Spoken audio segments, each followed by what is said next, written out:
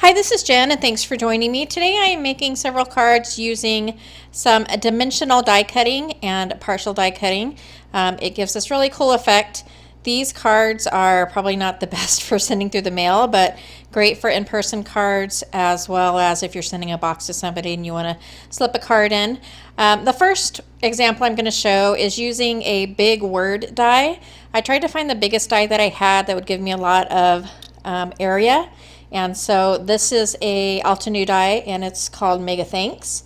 And I'm just going to take that die and die cut it through this panel that I just colored with this Catherine Pooler ink Lime Ricky.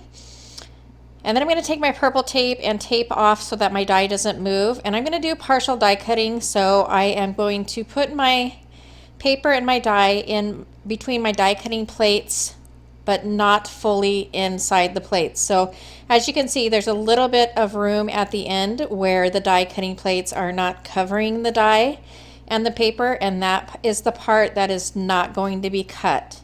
So I run it back and forth. I go, usually when I die cut, I go right and then I go left just to make sure that a die cuts all the way.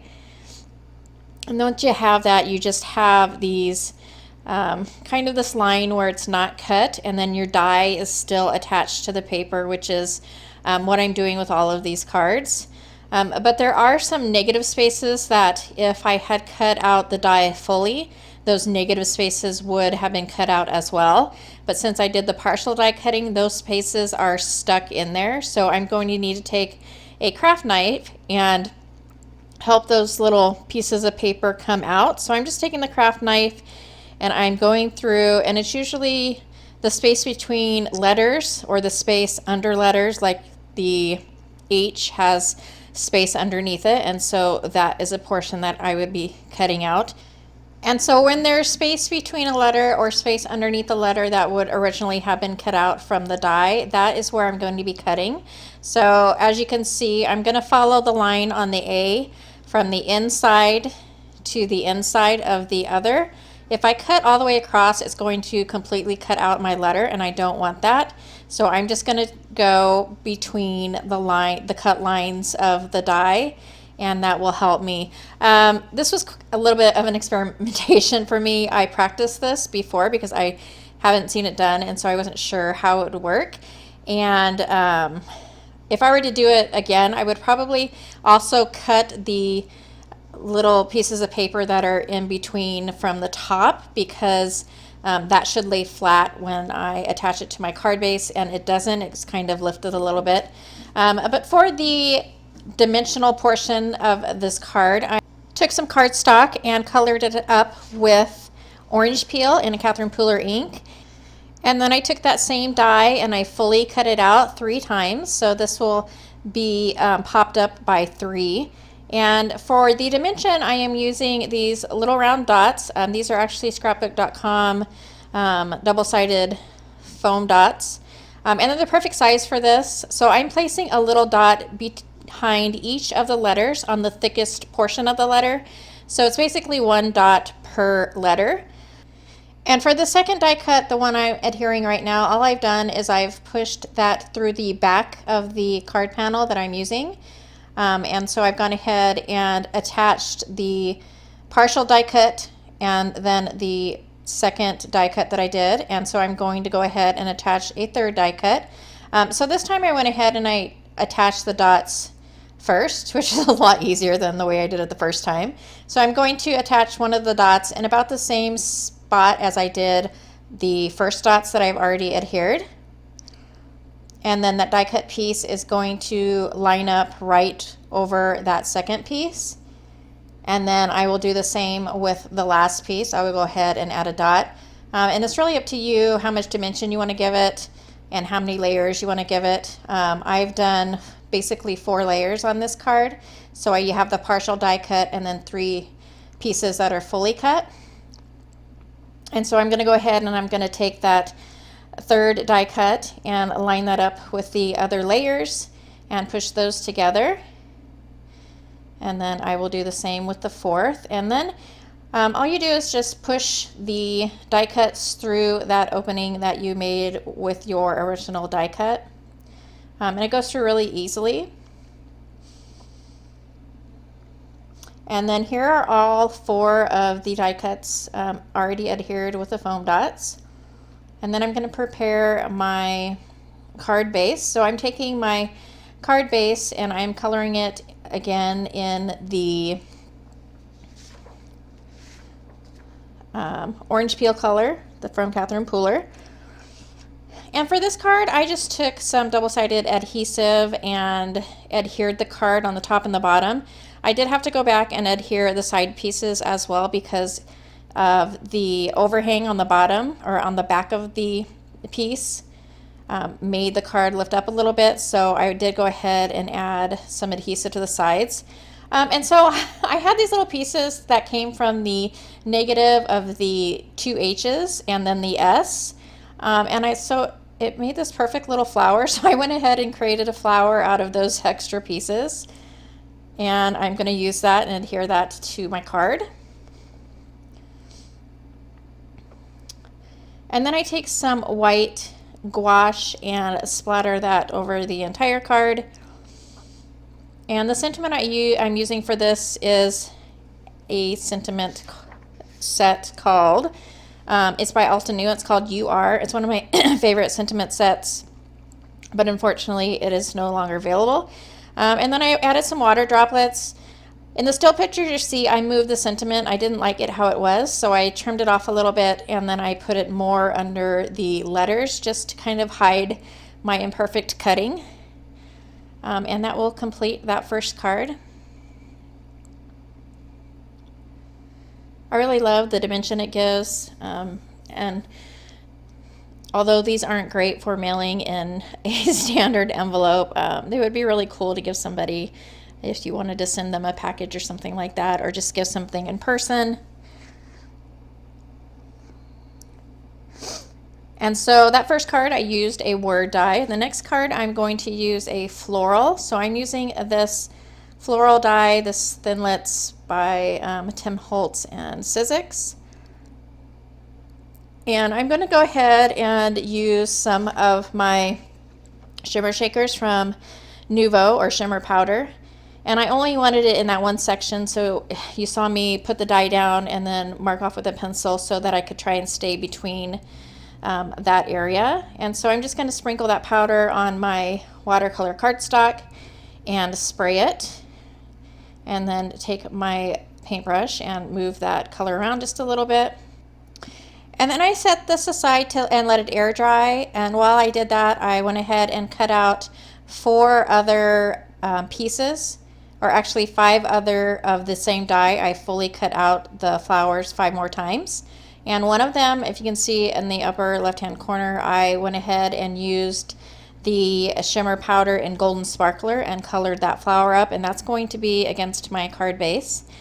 And then I'm going to do partial die cutting again, and because some of the shimmer powder could lift, to prevent it from getting on my plates and then transferring to whatever else I want to die cut, I just took a piece of tracing paper and put that between the paper and the top die cut plate so that it didn't transfer any of that material onto my die cut plate and get stuck.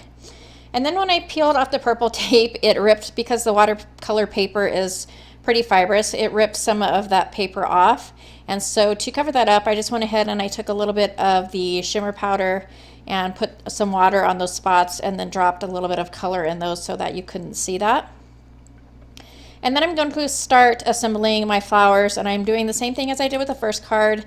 I'm using one of the round foam dots, and I am just adhering them in the middle of the flower. And then to keep the stem together, I add some glue on each of the stems as I stack my dies so that those portions stay together and don't move around as well. And so I have 4 of the dies stacked up. And I'm going to go ahead and take my main panel and push those dies through that opening so that they will pop up against the colored portion, or the partial die cut that I did. And then I will take a foam dot and attach the partial die cut to my layered die cuts. And then the gold flower piece, I just am going to put that and adhere that to my card base, and it's going to show through underneath through the negative space of that partial die cut panel. You can't really see it. It just shows through a little bit, but since I had already created it, I thought I would go ahead and use it. And then once I have all of my die cuts, I use a piece of double-sided adhesive and I'm going to attach that to my card panel.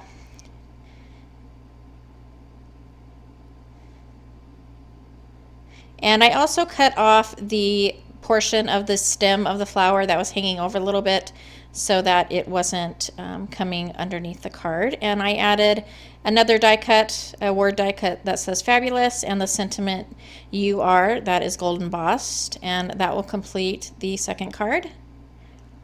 This one has a little more dimension that I probably would have liked. But with each card, I was kind of experimenting a little bit. I think a really good number is to have 3 layers plus your partial die cut, so it would be basically 4 altogether. I think that's really a good number to give it enough dimension, but not too much.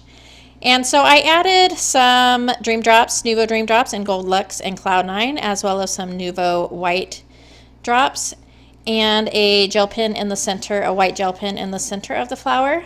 For the next card, I am using black cardstock, and I'm going to use a butterfly die cut this time. And I chose this die cut because it has a lot of space that you can see through. So you really have a lot of options as far as the background. You can use pattern paper or glitter or really anything. But as with the first die, there are little pieces at the bottom that will need to be cut out so that it does move a little bit.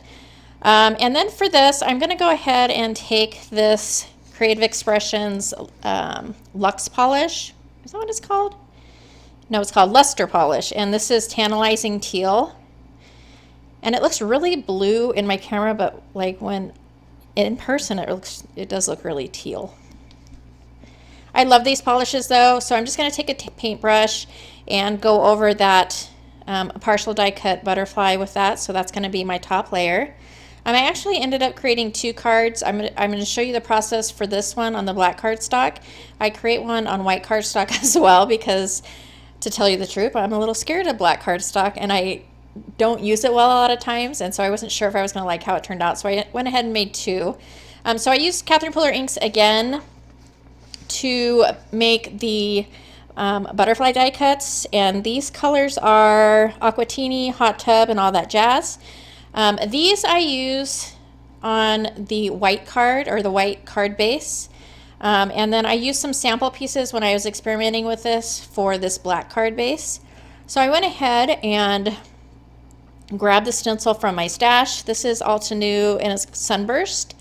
And then on one of my sample pieces, I just went ahead and put that over the die cut so that it wouldn't get the ink all over it. And I'm going to use some white pigment ink with a finger dauber to go around that stencil. And since it is black cardstock, the white ink is needed to be able to show a little bit of the color from the dye ink.